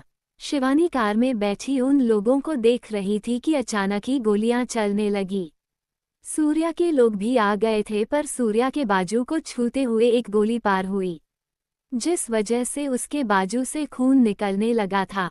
थोड़ी देर में सूर्या और उसके लोगों ने सारे लोगों को मार दिया था। सूर्या वापस आने लगा तो शिवानी कार से दूसरी गन निकालकर कार से बाहर आ गई। सूर्या ने उसके हाथ में गन देखी तो वो उसके पास आते हुए बोला, तुम मेरे दुश्मनों से मिली हुई हो। उसने इतना कहा ही था कि शिवानी ने सूर्या के पीछे खड़े आदमी को शूट कर दिया जो सूर्या पर गोली चलाने वाला था। गन चलाने की वजह से शिवानी को झटका लगा और वो गिरने को हुई, पर उससे पहले सूर्या ने उसे पकड़ लिया और सिर घुमाकर पीछे देखा। उसने शिवानी को सही से खड़ा करते हुए कहा, तुम पहली बार गन चला रही हो? शिवानी उसके हाथ में गन देकर बोली, नहीं मैं तो सुबह शाम गन चलाते रहती हूँ। टीचकाओ टीचकाओ, उसने बच्चों के जैसे आवाज निकालते हुए कहा। उसकी बात सुन सूर्या और उसके लोग खुद को हंसने से नहीं रोक पाए। शिवानी ने सबको देखा, फिर सूर्या को देखने लगी। सूर्या ने कहा, अच्छा ये बताओ तुम्हें कैसे पता चला कि वो लोग मुझे मारने आ रहे हैं? शिवानी अपना मुंह घुमाकर बोली, मैं नहीं बताऊंगी, आप मुझे मेरे हॉस्टल छोड़ दीजिए, मुझे लेट हो रहा है। कहते हुए वो कार में वापस बैठ गई। सूर्या ने अपने लोगों को कुछ इशारा किया और अपनी कार में बैठ गया। वो कार स्टार्ट करने को हुआ कि शिवानी बोली, आपके बाजू में चोट लगी है, लाइए मैं पट्टी कर दूं। सूर्या ने उसे देखा जो अब भी मुंह फुलाए बैठी थी। वो मुस्कुराते हुए बोला, तुम डॉक्टर हो क्या? शिवानी सामने देखते हुए बोली, हूँ नहीं बनने वाली हूँ, मैं मेडिकल स्टूडेंट हूँ। सूर्या ने सिर हिलाया और उसे फर्स्ट एड किट निकाल कर दिया। शिवानी ने उसके चोट पर पट्टी की और हाथ धोकर अपनी सीट पर बैठ गई। सूर्या ने कार स्टार्ट कर दी। थोड़ी देर बाद सूर्या ने उसके हॉस्टल के सामने कार रोका। शिवानी जाने को हुई तो सूर्या ने उसका हाथ पकड़कर उसे रोकते हुए कहा, जाने से पहले बताकर जाओ, तुम्हें कैसे पता था कि वो लोग मुझे मारने आए हैं? शिवानी उसकी बात इग्नोर कर कार का डोर ओपन करने की कोशिश करने लगी पर डोर खुल नहीं रहा था। वो चिढ़कर बोली, क्या है, डोर खोलो, मुझे जाना है। सूर्या ने उसके ऊपर झुकते हुए बोला, जब तक तुम नहीं बताओगी तब तक तुम नहीं जा सकती हो। शिवानी डोर से पूरी चिपक गई थी। सूर्या उसके बिल्कुल ऊपर और बहुत पास था। उसे इतने पास देख शिवानी अपनी आंखें बंद कर बोली, मुझे भूत दिखते हैं, एक भूत ने ही तुम्हारे बारे में बताया। उसने आंखें खोलकर देखा तो सूर्या अब भी उसके ऊपर झुका हुआ था पर उसके चेहरे पर कोई भाव नहीं थे। शिवानी ने कहा, तुम्हें यकीन नहीं करना तो मत करो पर मुझे जाने दो। सूर्या अब भी चुप था। शिवानी फिर से कुछ कहने को हुई कि सूर्या ने उसके होठों को अपने होठों से बंद कर दिया। शिवानी की आंखें एकदम से बड़ी हो गई थी। सूर्या 5 मिनट बाद उसके होठों को छोड़ते हुए बोला, आज तुम्हारी फर्स्ट किस हो गई और तुम्हें बॉयफ्रेंड भी मिल गया। शिवानी अब भी उसे आंखें बड़ी कर हैरानी से देख रही थी। सूर्या ने उसके फहेड पर किस किया और उसका डोर ओपन कर अपनी सीट पर बैठ गया। शिवानी डोर खुलने से सेंस में आई और अपनी पूरी स्पीड में वहां से भाग गई। सूर्या उसे भागता देख मुस्कुराया, फिर अपने फोन से किसी को मैसेज सेंड कर वहां से निकल गया। दूसरी तरफ शिव मोहिनी के पास था पर आज शिव सिर्फ उससे बातें कर रहा था। शिव खुद में ही खोया रिद्धिमा के बारे में उसे बता रहा था। मोहिनी भी बाकियों की तरह आज पहली बार उसके मुंह से किसी और की इतनी तारीफ सुन रही थी। उसका दिल जल रहा था पर होठों पर मुस्कान थी। वो आज शिव को पहली बार इतना खुश देख रही थी। शिव के बारे में उसे सब कुछ पता था। शिव एक दोस्त की तरह उसे कई सारी बातें बताया करता था। शिव बातें करते करते सो गया। मोहिनी ने उसे ब्लैंकेट उड़ाया और उसके सिर के पास बैठकर प्यार से उसके बालों में हाथ घुमाने लगी। उसके दिल में भी अब रिद्धिमा से मिलने की चाहत उठ गई थी। अगली सुबह शिव आज किसी हीरो की तरह रेडी होकर ऑफिस आया था। वो अपने कैबिन में बैठा बार बार डोर को देख रहा था। तभी उसके कानों में डोर खुलने की आवाज आई। उसने तुरंत सिर उठाकर देखा, फिर मुंह बनाकर कहा, तुम हो। राजेश बड़ी सी मुस्कान लिए अंदर आया था। वो मुस्कुराते हुए बोला, क्या बात है बॉस, आज किस लड़की के लिए इतना बन ठन कर आए हो। शिव चेयर पर लीन होकर बोला, हे कोई राजेश, कोई बहुत स्पेशल मोस्ट स्पेशल, वेल तुम आज से मेरे असिस्टेंट नहीं हो। राजेश जो अब तक मुस्करा रहा था, वो शिव की बात सुन रोनी सूरत बनाकर जल्दी से बोला, सॉरी बॉस, मैं कल आने वाला था पर अचानक एक हुस्न की परी मिल गई थी। वो मेरी कॉलेज की गर्लफ्रेंड थी, उसे मेरी ज़रूरत थी इसलिए जाना पड़ गया था, पर दोबारा ऐसी गलती नहीं होगी, प्लीज़ मुझे मत निकालिए। शिव उसकी ओवर एक्टिंग देखकर कहा, स्टॉप इट राजेश, मैं जॉब से नहीं निकाल रहा हूँ, तुम इलीगल काम देख लो, बाकी मेरे साथ आने की ज़रूरत नहीं है क्योंकि मेरी स्पेशल पसंद आज से मेरी असिस्टेंट होगी। राजेश मुंह खोले उसे देखते हुए बोला, ऐसी कौन स्पेशल पसंद है बॉस आपकी जिसके वजह से आप मुझे निकाल रहे हो। उसने इतना कहा ही था कि किसी ने डोर नॉक किया और अपनी प्यारी सी आवाज में कहा, मैं आई कमिंग सर। शिव ने जब वो मीठी आवाज सुनी तो वो तुरंत खड़ा हो गया। राजेश ने भी पलट कर देखा तो उसकी आंखें बड़ी हो गई और चेहरे पर मुस्कान आ गई। शिव ने अपनी खुशी छिपाते हुए कहा, यस कमिंग। उसके कहने पर रिद्धिमा अंदर आई और उसे गुड मॉर्निंग विस्कर सिर झुकाकर खड़ी हो गई। शिव की नज़र राजेश पर गई जो रिद्धिमा को देख रहा था। ये देखते ही शिव के भाव सख्त हो गए और वो डरा देने वाली आवाज में बोला, राजेश तुम जा सकते हो। रिद्धिमा उसकी डरावनी आवाज सुन डर गई थी। वही राजेश ने जब सुना तो वो जल्दी से बोला, ओके ओके बॉस, मैं जा रहा हूँ, आप अपनी स्पेशल पसंद के साथ। शिव ने उसे आंखें दिखाई तो राजेश ने अपनी दांत चमकाते हुए वहां से 9-2-11 हो गया। रिद्धिमा उसकी बात पर शॉक होकर उसे जाते देख रही थी। उसने जैसे ही सिर घुमाया तो देखा शिव उसके बिल्कुल करीब खड़ा था। वो पीछे होने लगी कि उसका पैर आपस में उलझ गए और वो गिरने को हुई, पर शिव ने तेजी से उसे पकड़ लिया और उसे गिरने से बचा लिया। शिव ने उसे अच्छे से देखा। लाल सूट में आज रिद्धिमा खिली हुई लाल गुलाब लग रही थी। उसे देख शिव अपना सेल्फ कंट्रोल एक बार फिर से खोने लगा था। वो घिरे घिरे उसके ऊपर झुकने लगा कि रिद्धिमा ने अचानक उसे खुद से दूर धकेल दिया। उसके धक्का देने से शिव सेंस में आया और रिद्धिमा को देखा जो सिर नीचे किए सिसक रही थी। शिव ने उसे रोते देखा तो जल्दी से उसके पास जाकर उसके चेहरे को अपने हाथों में भरते हुए बोला, हे क्या हुआ तुम्हें, तुम रो क्यों रही हो? रिद्धिमा उससे दूर होते हुए बोली, सर मैं वैसी लड़की नहीं हूँ जैसा आप समझ रहे हो, मैं यहाँ सिर्फ जॉब करने आई हूँ और कुछ नहीं, इसलिए प्लीज, कहते हुए उसने अपने आंसू कंट्रोल करें। शिव को उसकी बात समझ आ गई थी, वो समझ गया था कि कुछ तो हुआ है। उसने कहा, सामने वाला कैबिन तुम्हारा है, जाओ बाहर, राजेश है वो तुम्हें तुम्हारा काम समझा देगा। रिद्धिमा ने सिर हिलाया और बाहर चली गई। शिव ने उसके जाने के बाद आंखें बंद कर ली थी, उसकी मुट्ठी गुस्से से कसी हुई थी। रिद्धिमा अपने केबिन में आई तो राजेश भी उसके पीछे आया। वो उसे सब कुछ समझा रहा था कि उसके फोन पर मैसेज आया। उसने मैसेज पढ़ा और रिद्धिमा को सब बताकर उसके केबिन से बाहर निकल आया। राजेश के जाते ही रिद्धिमा ने अपनी आंखें बंद कर ली और सुबह से अब तक की बातें याद करने लगी। आज सुबह ही माँ ने उसे शिव के बारे में बताया था और उसकी नौकरी पक्की हो गई है ये भी बताया था। रिद्धिमा बहुत खुशी खुशी ऑफिस आई थी, पर जब वो लिफ्ट से ऊपर आने लगी तब उसने लिफ्ट में खड़ी दो लड़कियों की बातें सुन ली थी। पहली लड़की ने कहा, यार आज शिवशेखर सर कितने हॉट लग रहे थे।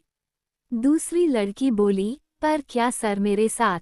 पहली लड़की हंसते हुए बोली, यार उन्हें सिर्फ खूबसूरती से मतलब होता है, हमारे ऑफिस में शायद ही ऐसी कोई लड़की होगी जिसे उन्होंने हाथ नहीं लगाया होगा, तू टेंशन मत ले, ट्राई कर देखना, वो मना नहीं करेंगे। रिद्धिमा का दिल वहां से भाग जाने को कर रहा था, पर उसे पैसों की जरूरत थी, बस इसलिए वो 1 महीने के लिए काम करने का सोच शिव के केबिन में चली गई थी।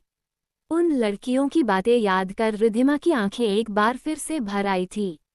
इधर करीब 10 मिनट राजेश शिव के कैबिन में जाकर उसके सामने खड़ा होकर बोला, बॉस मैंने उन्हें सब कुछ समझा दिया है और वो दोनों लड़कियों को भी फायर कर दिया है। शिव अपनी चेयर पर बैठा हुआ था। राजेश की बात सुन उसने सिर हिलाया और उसे जाने का इशारा किया। राजेश भी चले गए। शिव आंखें बंद किए रिद्धिमा के बारे में सोचने लगा था। उसने सीसीटीवी फुटेज में सब कुछ देख लिया था। रिद्धिमा के बनते बिगड़ते एक्सप्रेशन से वो सारी बातें समझ गया था। अब शिव अपनी ही कसमाकस में उलझ गया था। ये सच था कि उसकी हर रात एक लड़की के साथ ही गुजरा करती थी, पर शायद अब उसमें कुछ बदलने लगा था। SS group of interest D. Surya अपने कैबिन में बैठा शिवानी की इन्फॉर्मेशन पढ़ रहा था, जो उसके कहने पर उसके आदमी ने निकाला था। शिवानी के बारे में पढ़कर उसे पता चल चुका था कि शिवानी वाकई भूतों को देख सकती है। कुछ सोचते हुए वो मुस्कुराया और अपनी कार की चाबी उठाकर निकल गया। दुर्गा का घर। सारे लोग लंच करने बैठे थे। दुर्गा के पापा ने कहा, प्रदीप कल भी घर नहीं आया था। एक मैड ने कहा, नहीं सर, बाबा कल भी नहीं आए थे। वो गुस्से से बोले, ये लड़का जाता कहाँ है, दिन रात गायब रहता है। दुर्गा उन्हें शांत कराते हुए बोली, पापा वो अपने काम में बिजी रहते हैं, जब वक्त मिलता है तब आ ही जाते हैं, आप गुस्सा मत करिए भाई पर। दुर्गा की बात पर उन्होंने उसे देखा और मन में कहा, दुर्गा आप नहीं जानते बेटा, आपका भाई इंसान के रूप में दरिंदा है। हम जानते हैं वो आपसे बहुत प्यार करते हैं, पर वो गलत रास्ते पर चल चुका है। पर हम उसके किए गए पाप के छींटे आप पर नहीं पड़ने देंगे, कभी भी नहीं पड़ने देंगे। उन्होंने प्यार से कहा, बेटा हमें आपसे कुछ बात करनी है। दुर्गा ने उन्हें देखा और कहा, हाँ बोलिए ना पापा। वो बोले, हमने आपके लिए मनदीप भात्रा को चुना है, हम आपकी शादी मनदीप से करवाना चाहते हैं। उनकी बात सुन दुर्गा के हाथ रुक गए थे। वो पलके उठाकर उन्हें देखने लगी थी। वो उसके सिर पर हाथ फेरते हुए बोले, आखिरी फैसला आपका होगा बेटा, हमारे दिल में जो था हमने बता दिया, अब आप सोच समझकर अपने दिल की बात हमें बताएगा, उन्होंने कहा और उठकर चले गए। रात का वक्त। आज फिर से शिव मोहिनी के पास था। मोहिनी उसकी बातें सुन रही थी। शिव बेड पर लेटे हुए सीलिंग को देखते हुए बोला, मोहिनी हम क्या करें, मुझे रिद्धिमा बहुत पसंद है, पर वो तो एक सिंपल सी लड़की है, मेरे बारे में जानकर वो मुझसे डरने लगी है, ऐसे में मैं उससे शादी कैसे करूँगा, क्या करूं मैं, कुछ समझ नहीं आ रहा मुझे। मोहिनी मुस्कुराते हुए बोली, वक्त दो उसे, किसी भी रिश्ते को वक्त देना बहुत जरूरी होता है शिव, उसे समझने का, तुम्हें जानने का वक्त दो। शिव ने हमें सिर हिलाया और उसके तरफ पलटकर बोला, तुम मेरी सबसे अच्छी दोस्त हो मोहिनी, मुझे हमेशा सही रास्ता दिखाती हो तुम। मोहिनी उसे ही मुस्कुराते हुए देख रही थी। तभी दोनों के कानों में एक लड़की की चिल्लाने की आवाज आई।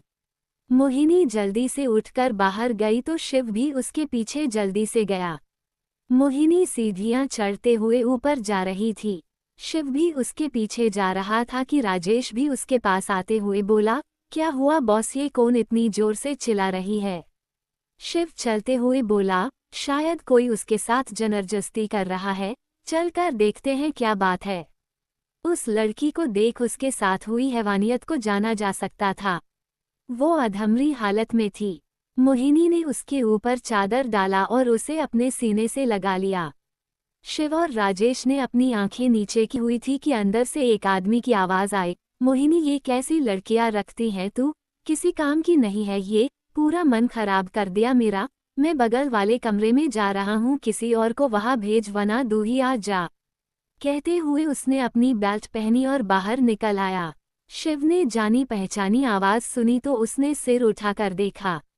सामने वाले इंसान को देख वो हैरान रह गया था। उसे अपने आंखों पर यकीन नहीं हो रहा था। सामने प्रदीप खड़ा था, जिसकी उम्र लगभग भी तो 38-39 साल की थी। हाँ, वो अपनी उम्र के जितना दिखता नहीं था, पर वो सबसे बड़ा बेटा था। दुर्गा उससे 14 साल छोटी थी। उसके बाद प्रकाश था जो कॉलेज में था। प्रदीप हल्के नशे में था। शिव ने उसे देखा तो बस देखता ही रह गया। उसे यकीन नहीं हो रहा था कि प्रदीप इस हद तक की हैवानियत रखता है। उसके लिए तो मनदीप और माँ के बाद प्रदीप ही सब कुछ था। शिव को सारे काम प्रदीप ने ही सिखाए थे। उसके अमीर और पावरफुल बनने के सपने को प्रदीप ने ही पूरा किया था। पर ऐसा सिर्फ शिव को लगता था, उसे नहीं पता था कि प्रदीप ने सब कुछ अपने फायदे के लिए किया था और करता है। राजेश ने अब भी सिर झुका रखा था। उसके आंखों से आंसू बह रहे थे। प्रदीप ने उसे रोते देखा तो हंसते हुए बोला, अरे राजेश, तू रो क्यों रहा है। ओ, तो तू उस तारांकन गाली के लिए रो रहा है। वो लड़की इसी की हकदार थी, अपना काम करना नहीं आता उसे, पर अब आ जाएगा। चलो मैं चलता हूँ, कल मिलते हैं।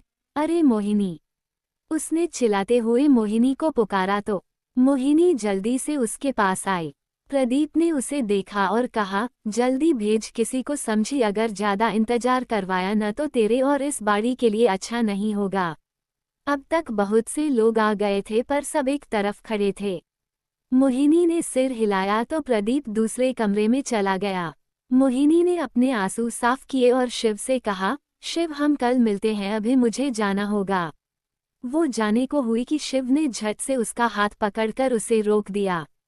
तभी एक दूसरी लड़की जिसकी उम्र 24/25 की थी वो बोली, ताई आपकी तबीयत ठीक नहीं है, मैं जाती हूँ, आप आराम करो। कहते हुए वो चली गई। शिव ने जाते देखा तो कहा, मोहिनी वो ये सब। मोहिनी उसकी बात पर दर्द भरी मुस्कान लिए बोली, तुम पहली बार देख रहे हो शिव, पर हम तो आए दिन देखते हैं। वो जब भी आता है इसी तरह मेरी लड़कियों को नोचता है और मैं उसे रोक नहीं पाती हूँ।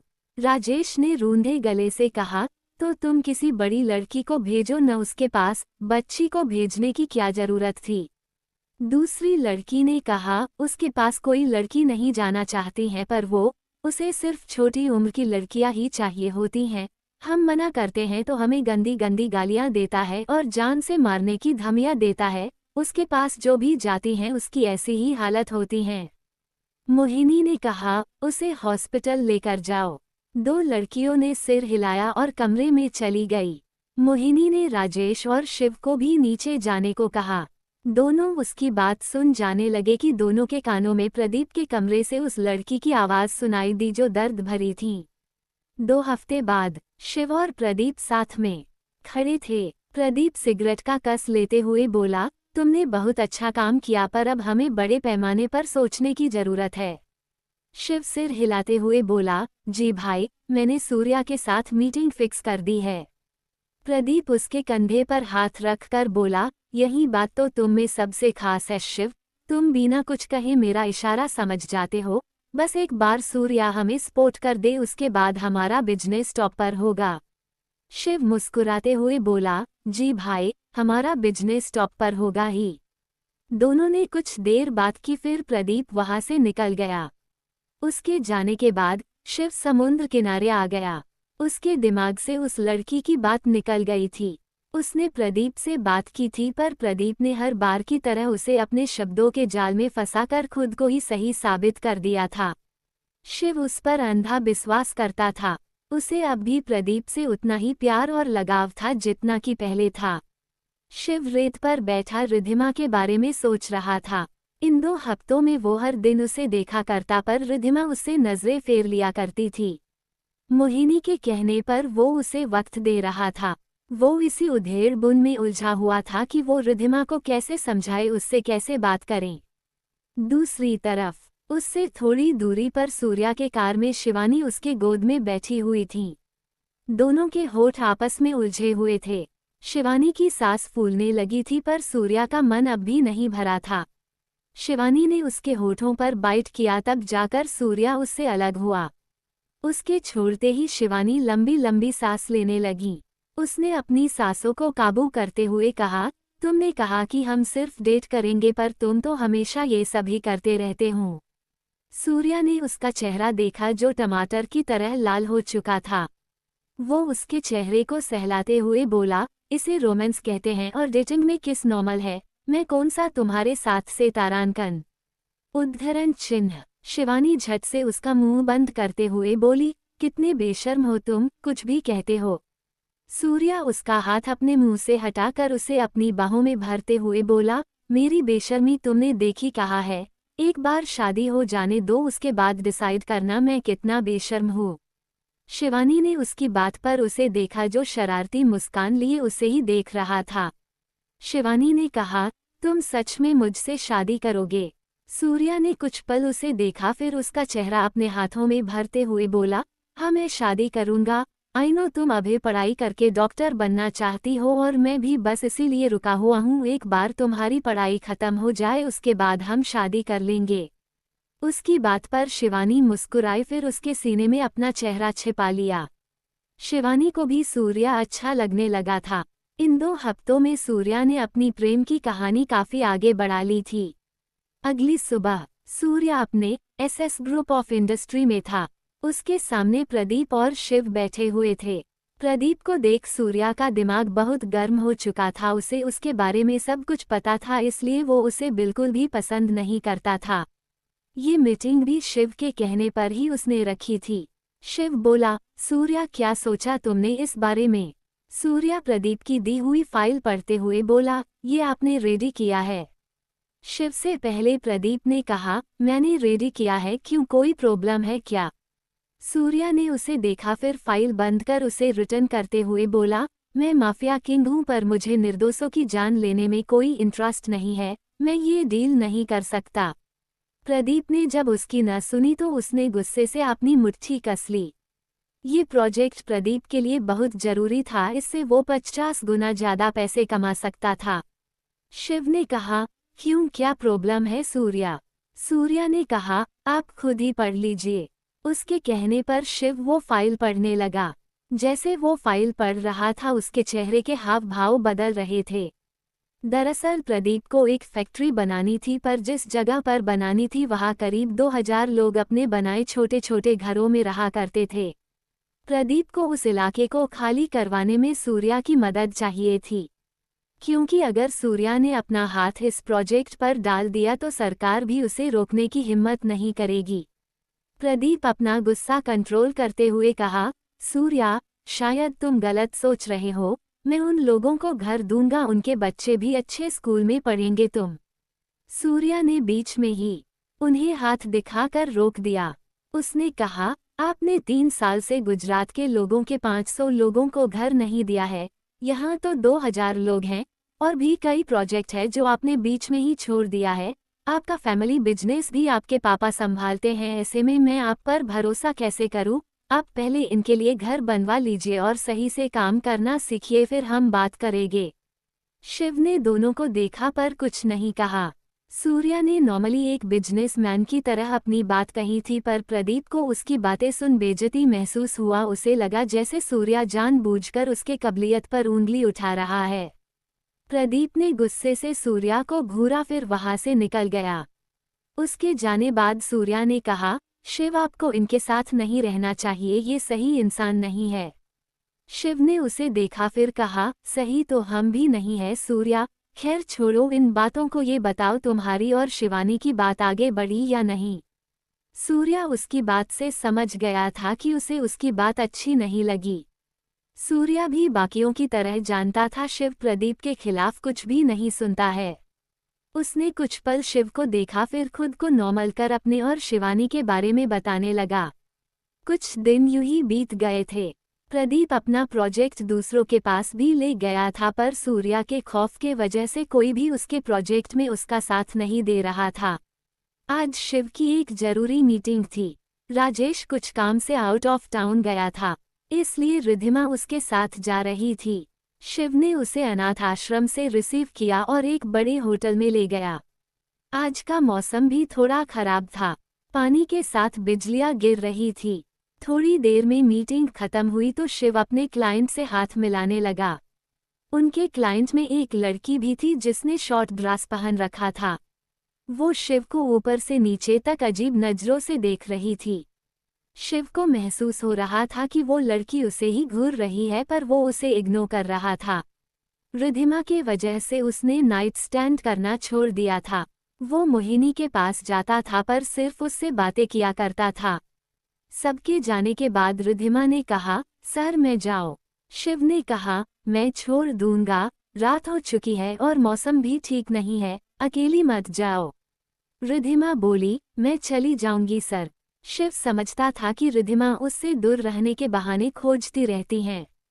उसने सिर हिलाया और उसे जाने को कह दिया। रिद्धिमा के जाते ही शिव चेयर पर बैठ गया और अपने सिर को दबा रहे थे। कुछ दिन से वो बहुत बेचैन रहने लगे थे। तभी एक वेटर अंदर आया और पानी का ग्लास उसके तरफ बढ़ाया। शिव ने ग्लास उठाया तो वो वेटर अजीब तरह से मुस्कुराया और चला गया। शिव पानी पीने के लिए ग्लास को होठों से लगाया ही था कि रिद्धिमा वहां आ गई। रिद्धिमा को वापस आता देख शिव ने उसे सवालिया निगाहों से देखा तो रिद्धिमा ने कहा, सर वो मैं फाइल भूल गई हूँ। शिव ने टेबल पर देखा और कहा, फाइल को वेटर मेरे रूम में रखने ले गया है, तुम रुको मैं लेकर आता हूँ। कहते हुए उन्होंने ग्लास टेबल पर वापस रख दिया और अपने रूम में चले गए। रिद्धिमा बहुत तेजी से चलते हुए आई थी। उसे डर था कि अगर शिव चला गया होगा तो वो फाइल कैसे लेंगी। उसने दुपट्टे से अपना पसीना पोंछा और टेबल पर रखा पानी को उठाकर एक ही सांस में पूरा पी गई। फिर चेयर पर बैठकर शिव के वापस आने का वेट करने लगी। 10 मिनट बाद शिव वापस आया और उसे फाइल देते हुए बोला, ये लीजिए अपनी फाइल मिस रिद्धिमा। रिद्धिमा ने उसे देखा और फाइल उसके हाथ से लेने को आई कि उसके कदम लड़खड़ा गए। शिव ने उसे संभालते हुए उसका हाथ पकड़ा और सही से खड़ा किया। उसका हाथ पकड़ते ही शिव को रियलाइज हुआ कि रिद्धिमा की बॉडी गर्म होने लगी है। उसने रिद्धिमा को देखा जिसकी आंखें बंद हो रही थी। शिव उसके गाल को थपथपाते हुए बोला, हे रिद्धि, उठो, क्या हुआ तुम्हें? पर रिद्धिमा ने कोई जवाब देने के बजाय उसका शर्ट कसकर पकड़ लिया। शिव को उसकी हालत समझ आने लगी थी। वो समझ गया कि रिद्धिमा ने ड्रग्स पी लिया है, पर कैसे ये जानने का वक्त फिलहाल उसके पास नहीं था।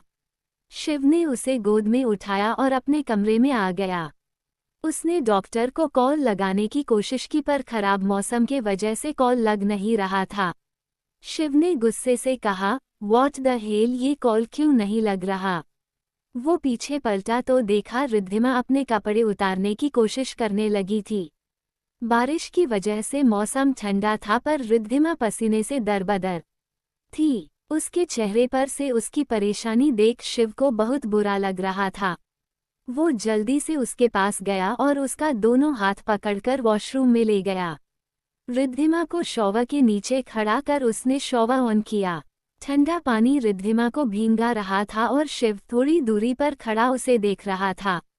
भींगने की वजह से रिद्धिमा और खूबसूरत दिख रही थी, जिस वजह से शिव अपना कंट्रोल खो रहा था। रिद्धिमा शॉवर के नीचे थोड़ी देर तक खड़ी रही, फिर नीचे जमीन पर बैठकर रोने लगी। शिव ने उसे रोते देखा तो वो जल्दी से उसके पास गया और उसके चेहरे को थामते हुए बोला, क्या हुआ Riddhi, why are you cry? Shiv और कुछ बोल पाता उससे पहले रिद्धिमा उसके गले लग गई। अचानक उसके गले लगने से शिव अपनी जगह पर जम गए थे। रिद्धिमा अपना फेस उसके सीने पर रब करते हुए बोली, प्लीज हेल्प मी, मुझे बहुत गर्मी लग रही है। शिव ने उसके आवाज में दर्द और लाचारी सुना तो उसके दिल में दर्द सा उठा। वो इस ड्रग्स का इलाज जानता था, पर उसके मदद करने पर कल को रिद्धिमा उससे नफरत कर सकती थी। उसने गहरी सांस ली और कल का कल पर छोड़ दिया। फिलहाल वो अपनी रिद्धि को दर्द में नहीं देख सकता था। उसने शॉवर बंद किया और रिद्धिमा का चेहरा अपने दोनों हाथों में भरते हुए उसके आंखों में देखते हुए बोला, सॉरी पर और कोई ऑप्शन नहीं है। उसने रिद्धिमा के लाल होठों को देखा जो ठंड से कांप रहे थे। शिव ने आंखें बंद की और उसके होठों को अपने होठों में दबा लिया। उसके किस करने से रिद्धिमा को आराम मिल रहा था। वो भी उसके किस में शामिल हो गई थी। उसका साथ पाकर शिव सब कुछ भूल गया। उसने कसकर रिद्धिमा को अपनी बाहों में भरा और किस करते हुए ही उसे बेड तक ले गया। शिव ने 2 हफ्तों से किसी लड़की को छुआ तक नहीं था और आज तो उसके बाहों में उसका प्यार, उसकी रिद्धिमा थी। इसलिए उसे वाइल्ड तो होना ही था। वक्त के साथ शिव पूरे पैशन से उसे प्यार करने लगा था, जिसकी गवाही रिद्धिमा की आहें और सिसकियां दे रही थी। कल का कल पर ही छोड़, आज शिव ने रिद्धिमा को पूरी तरह से अपना बना लिया था। अगली सुबह शिव उसी होटल के दूसरे कमरे में था। उसके सामने वही लड़की थी जो कल उसे अजीब नजरों से घूर रही थी। शिव ने अपने लोगों से पता लगवा लिया था। इस लड़की ने ही उसे ड्रग्स दिलवाया था ताकि वो उसके साथ रात गुजार सके, क्योंकि शिव ने अब ये सब छोड़ दिया था और वो लड़की काफी दिनों से उसके साथ रात गुजारना चाहती थी। शिव अपने आदमियों को इशारा करते हुए बोला, इसे किसी को मुंह दिखाने लायक नहीं छोड़ना। उसके आदमी उसकी कहीं बात का मतलब समझ गए थे। उन्होंने उस लड़की को उठाया और वहां से निकल गए। वो लड़की चिल्ला रही थी, खुद को छोड़ने की भीख मांग रही थी, पर वो भी ये बात जानती थी कि शिव का गुस्सा कितना खराब है। वो जल्दी गुस्सा नहीं होता, पर जब होता है तो किसी की भी नहीं सुनता। शिव ने उसके जाने के बाद गहरी सांस ली और वहां से रिद्धिमा के कमरे में चला गया। अब उसे रिद्धिमा को फेस भी तो करना था। पता नहीं वो जागने के बाद क्या करने वाली थी। शिव रूम में आया तो देखा रिद्धिमा अब भी बेड पर सोई हुई थी। उसने शिवजी वाइट शर्ट पहन रखा था। उसके बिखरे बाल, चेहरे की थकावट और उसके गले कंधे के निशान कल रात की गवाही दे रहे थे। शिव ने उसे देखा, फिर वो सोफे पर बैठकर उसके जागने का वेट करने लगा। करीब 1 घंटे बाद रिद्धिमा की आंखें खुली। वो उठकर बैठ गई। उसे अपनी पूरी बॉडी टूटते हुए महसूस हो रही थी। शिव ने उसे देखा तो वो जल्दी से उसके पास आ गया। रिद्धिमा ने भी उसे देखा और कहा, आप यहाँ क्या? कहते हुए उसकी नज़र रूम में गई। उसने सिर घुमाकर चारों तरफ देखा, फिर खुद को देखा। अपनी हालत देख उसे समझने में देरी नहीं लगी कि कल रात क्या हुआ था। उसके आंखों से आंसू गिरने लगे थे। उसे समझ नहीं आ रहा था कि वो क्या कहे। उसका तो सब कुछ लूट गया था। वो बर्बाद हो चुकी थी। यही सब बातें सोच सोच कर वो जोर जोर से रोने लगी। शिव उसके आंसू पोंछने के लिए अपना हाथ आगे बढ़ाया तो रिद्धिमा जल्दी से पीछे खसक गई और डरी सहमी नजरों से उसे देखने लगी। शिव ने उसे खुद से डरते देखा तो उसने कसकर अपनी आंखें बंद कर ली। वो कभी नहीं चाहता था कि रिद्धिमा उससे डरे या उसके बारे में कुछ भी गलत सोचे, पर हो वही रहा था। शिव पीछे पलट गया और बोला, जाओ जाकर फ्रेश हो जाओ, मैंने माँ से बात कर ली, मैं तुम्हें आश्रम ड्रॉप कर दूंगा। रिद्धिमा ने उसे देखा, फिर घिरे घिरे बेड से खसकते हुए खड़ी होने लगी, पर वो जैसे ही अपने पैरों पर खड़ी हुई उसकी चीख निकल गई। शिव उसकी आवाज़ सुन जल्दी से पलटा और उसके पास जाकर फिक्र करते हुए बोला, क्या हुआ तुम्हें? रिद्धिमा उसकी बात सुन हल्के गुस्से से उसे देखने लगी। मतलब हद था, ये आदमी खुद ही उसे दर्द देकर खुद ही पूछ रहा था कि क्या हुआ तुम्हें। रिद्धिमा ने कुछ जवाब नहीं दिया और सिर झुकाकर बेड पर बैठी रही। शिव को समझ आ गया कि कल रात उसके वाइल्ड होने का खामियाजा रिद्धिमा अभी भुगत रही है। उसने कहा, सॉरी, मैं कल ज्यादा वाइल्ड था। रिद्धिमा के गाल लाल हो गए थे, उसके गले से एक शब्द नहीं फूट रहा था। तभी उसने खुद को हवा में महसूस किया। उसने सिर उठाकर देखा तो खुद को शिव के बाहों में पाया। शिव उसे गोद में उठाकर वॉशरूम ले गया। थोड़ी देर बाद रिद्धिमा फ्रेश होकर बाहर आई। शिव ने उसे कपड़े दिए और कुछ खाने को कहा, पर रिद्धिमा ने खाने से मना कर दिया। शिव ने भी ज्यादा जिद नहीं की, वो समझ रहा था रिद्धिमा को थोड़े वक्त की जरूरत थी, पर अब वो भी थोड़ा शांत हो चुका था। रिद्धिमा अब रो नहीं रही थी।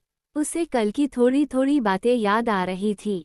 वो समझ गई थी कि उसे ड्रग्स का नशा हो गया था और शिव ने बस उसकी मदद की थी। शिव उसे आश्रम ड्रॉप कर मोहिनी के पास चला गया। मोहिनी कल रात से ही उसे कॉल पर कॉल कर रही थी, पर पहले तो शिव का कॉल नहीं लगा, फिर सुबह उसने कॉल रिसीव नहीं किया। शिव सीधा उसके कमरे में आया और बेड पर लेट गया। मोहिनी ने उसे देखा तो वो मुस्कुराते हुए उसके पास जाकर बोली, क्या हुआ, आज इतनी सुबह सुबह यहाँ कैसे? शिव कुछ बोलता उससे पहले एक लड़की आकर बोली, ताई वो सिंह साहब आपको बुला रहे हैं। मोहिनी ने कहा, उनसे कहो कि मेरी तबीयत ठीक नहीं है, उनके पास सिमी को भेज दो। उस लड़की ने सिर हिलाया और वापस चली गई। शिव उसकी बात सुनकर बोला, क्या हुआ मोहिनी, तुम्हें तबीयत ठीक नहीं है तो चलो मैं तुम्हें हॉस्पिटल ले जाता हूँ। मोहिनी नमे सिर हिलाते हुए बोली, नहीं वैसी कोई बात नहीं है, पर तुम बताओ तुम परेशान क्यों लग रहे हो। शिव ने उसके पूछने पर कल की सारी बातें उसे बता दी। उसकी बात सुन मोहिनी ने अपने पेट पर हाथ रख लिया। उसके आंखें भीग आई थी। शिव बोलते हुए उसके तरफ पलटा तो मोहिनी ने झट से अपने पेट से हाथ हटा लिया और खुद को नॉर्मल कर बोली, तो अब तुम आगे क्या करोगे शिव? शिव सीलिंग को देखते हुए बोला, शादी करूंगा और क्या, अब मैं और वक्त नहीं दे सकता, मैं आज रात को ही जाकर उसे शादी के लिए पूछ लूंगा। मोहिनी ने उसकी बात पर सिर हिला दिया, पर कहा कुछ नहीं। उसने फिर से अपने हाथ को अपने पेट पर रखा और कुछ सोचने लगी। रात को अचानक शिव को कैलिफोर्निया जाना पड़ गया, पर उसने राजेश को रिद्धिमा का ध्यान रखने को कहा था। 2 हफ्ते बाद जब वो लौटा तब उसे रिद्धिमा का हॉस्पिटल में एडमिट होने के बारे में पता चला। वो एयरपोर्ट से डायरेक्ट हॉस्पिटल के लिए निकल गया। इधर हॉस्पिटल में रिद्धिमा डॉक्टर के सामने सिर झुकाए बैठी थी। उसका हाथ अपने पेट पर था। डॉक्टर उसे कुछ समझा रही थी। तभी शिव हड़बड़ाते हुए डायरेक्ट अंदर आ गया। उसने रिद्धिमा को देखा और उसके पास जाकर बोला, क्या हुआ तुम्हें, तुम हॉस्पिटल क्यों आई हो? डॉक्टर उसे इतना घबराया हुआ देख मुस्कुराते हुए बोली, डरने जैसी कोई बात नहीं है, आपकी वाइफ प्रेग्नेंट है इसलिए इन्हें चक्कर आ गया था, आप दोनों बातें कीजिए मैं आती हूँ। डॉक्टर अपनी बात बोल वहां से चली गई, पर शिव अपनी जगह पर ही भूत बना खड़ा रहा। तभी उसके कानों में रिद्धिमा की सिसकी की आवाज आई। उसकी आवाज सुन वो सेंस में आया और उसके सामने घुटनों के बल बैठ गया। रिद्धिमा अब रोने लगी थी। उसे अपने पापा का डर सताए जा रहा था। वो अपने पापा को क्या बोलती, कैसे उन्हें फेस करती। शिव उसके दोनों हाथों को अपने हाथों में लेकर बोला, प्लीज डोंट क्राई रिद्धिमा, मैं जानता हूँ तुम मेरे बारे में क्या सोच रही हो। मैं मानता हूँ मेरी जिंदगी में कई सारी लड़कियां रह चुकी है, पर तुम पहली हो जो मेरे दिल में आई है। प्लीज एक मौका दे दो मुझे, मैं सब ठीक कर दूंगा। हम आज ही शादी कर लेंगे, मैं तुम्हारा साथ कभी नहीं छोड़ूंगा, प्लीज ट्रस्ट मी। रिद्धिमा जो उन सारी बातों को भूलकर सिर्फ अपने पापा के बारे में सोच रही थी, वो पलकें उठाकर उसे देखने लगी। उसने एक झटके में अपना हाथ उसके हाथों से खींच लिया और खड़ी होकर उससे दूर होते हुए बोली, मैं आप पर भरोसा कैसे कर सकती हूँ? आपने मुझे बर्बाद कर दिया, कहीं का नहीं छोड़ा आपने मुझे। वो और ज्यादा फूट फूट कर रोने लगी थी। शिव खड़ा होकर बोला, मेरी बात सुनो री। तभी रिद्धिमा ने टेबल पर रखे फाइल्स को गुस्से से नीचे गिराते हुए कहा, प्लीज लिव मी, मुझे आपकी कोई बात नहीं सुननी है। वो वहीं नीचे बैठकर रोने लगी। उसकी हालत देख शिव की आंखें भी नम हो गई थीं। तभी पीछे से आवाज आई, मैं बात करूं। शिव ने पीछे देखा तो शिवानी खड़ी दिखी थी।